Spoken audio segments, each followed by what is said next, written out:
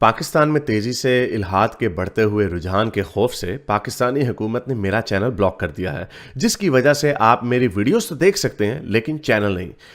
इसको दूर करने के लिए आप YouTube पर अपनी प्रोफाइल पर क्लिक कीजिए और अपनी लोकेशन को पाकिस्तान से बदलकर कोई और मुहज्जब मुल्क जहां आज़ादी सोच पर कोई पाबंदी नहीं उसे चूज कर लें। अगर आप आईफोन यूज करते हैं तो इसी तरह अपनी प्रोफाइल पर टैप करें, फिर सेटिंग्स में जाएं, फिर जनरल और फिर लोकेशन से कोई अच्छा सा मुहज्जब मुल्क चूज कर लें। अगर आप एंड्रॉयड इस्तेमाल करते हैं तो उधर भी लोकेशन चेंज कर सकते हैं।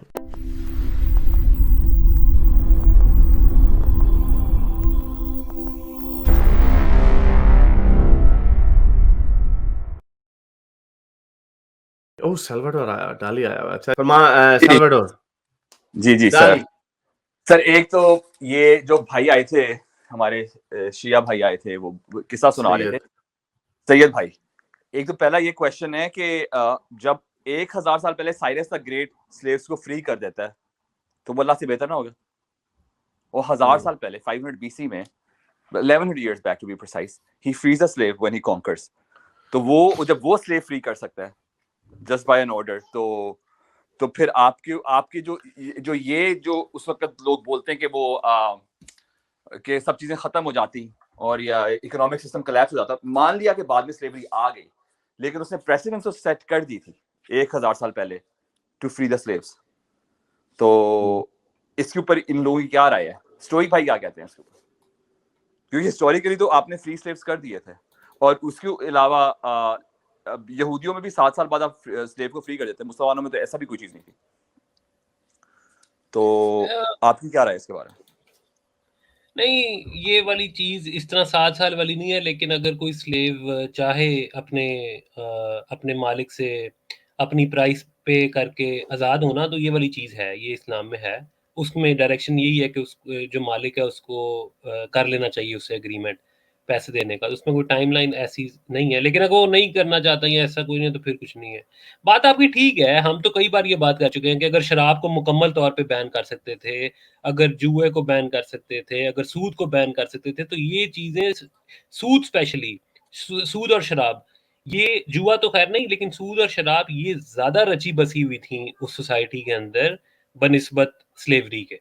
तो अगर वो चीज़ें बंद हो सकती थी, इकोनॉमी का वो बड़ा हिस्सा थी, अगर वो चीज़ें बंद हो सकती थी तो किया जा सकता था। कोई टाइमलाइन दे देते कि भाई ये जितने स्लेव जिंदा हैं, बस ये स्लेव्स हैं, इसके बाद ये सारा सिस्टम खत्म हो जाएगा, कोई नया स्लेव नहीं होगा, कोई स्लेव ट्रांसफर नहीं हो सकता, कोई बिक नहीं सकता।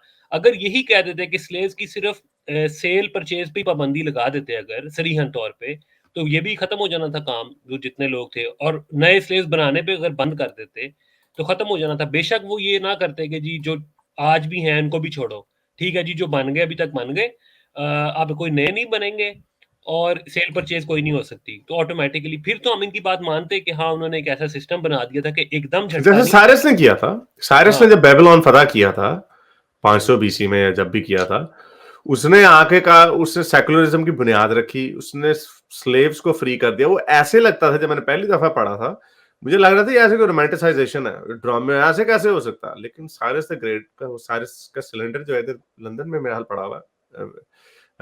बल्कि मैं देख के इसकी फोटो खींच के भेजूंगा आपको।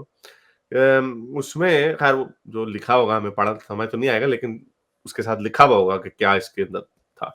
तो हर बंदा आजाद है कोई भी मजहब चूज करने के लिए। कितनी बड़ी बात है, यहाँ पे जी जी गर्दनें कट रही हैं, इस्लाम कबूल करो या धिमी बन जाओ।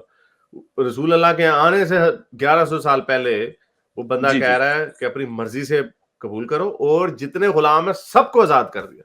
वाह जी वाह। जी जी जी और ये ऐसे नहीं है कि पब्लिक हो जी, कोई कह दे कि जी वो जी पीआर बनाने के लिए। सबसे बड़ा सोर्स ऑफ रेवेन्यू जो होता था ना, वो होता ही गुलाम था।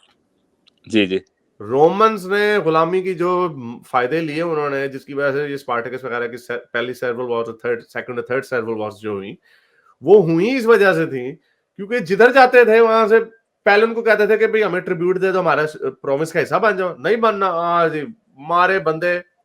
फिर उनके बंदे जो बच गए उनको बनाया और औरतों को लोंडियां बनाया।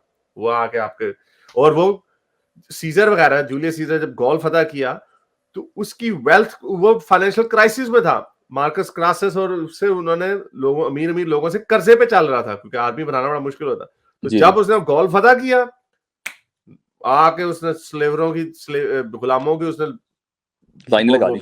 हाँ, उसने लाइनें लगा दी तो एकदम one of the richest man बन गया, सारा कर्जा उसने उतार दिया।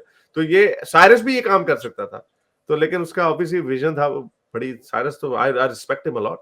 नहीं, मेरे ख्याल में तो one of the true vision, one of the greatest man who ever lived. हाँ जी बिल्कुल। और वो जब आप जो सिलेंडर की बात करें, मेरे ख्याल में वो हैम्मुराबी कोड नहीं है। नहीं, वो हैम्मुराबी कोड वो और है, साइरस का सिलेंडर है। साइरस का सिलेंडर, अच्छा हाँ ठीक है। तो ये बड़ा मशहूर है ये। हाँ, वो हैम्मुराबी का कोड तो ऐसे फिजूल सा था। वो तो ऐसे कि उसने किसी वो तुम्हारी औरत की अगर उसने टांग तोड़ दी है तो तुम उसकी औरत की जाके टांग तोड़ दो। अगर गुलाम ने किसी की टांग तोड़ दी है तो 4 फ्री बंदे की बिस्बत को 3 बंदों के गुलामों की, अब उसके 3 गुलामों की टांगे तोड़, ऐसी कोई जी उसने पूरा पीनल कोड बनाया। लेकिन आपने जमाने के बुक नंबर इस मसले का उसने भी मसाइल लिखे हुए थे, मसला नंबर 681। और ये बड़े मजे से कहते हैं कि वो जी अमेरिका की सुप्रीम कोर्ट के बाहर ना रसूल अल्लाह का नाम लिखो। गोरा कॉम्प्लेक्स है ना बड़ा इनको। अच्छा, हमें कहते हैं गोरा कॉम्प्लेक्स, मुझे उन्होंने भी लिखा और मामे उन्होंने हम्मुराबी का नाम भी लिखा हुआ। उसका मतलब ये कि one of the greatest law giver. Greatest का मतलब बहुत बड़ा होता है, ग्रेटेस्ट का मतलब जबरदस्त नहीं होता। जी अच्छा नहीं होता इनका। नहीं बिल्कुल सही। अच्छा, मेरे इस नेक काम को जारी रखने के लिए मुझे पेपैल या पेट्रियन पे जरूर सपोर्ट कीजिए ताकि मैं अपना पैगाम ज्यादा से ज्यादा लोगों तक पहुंचा सकूं।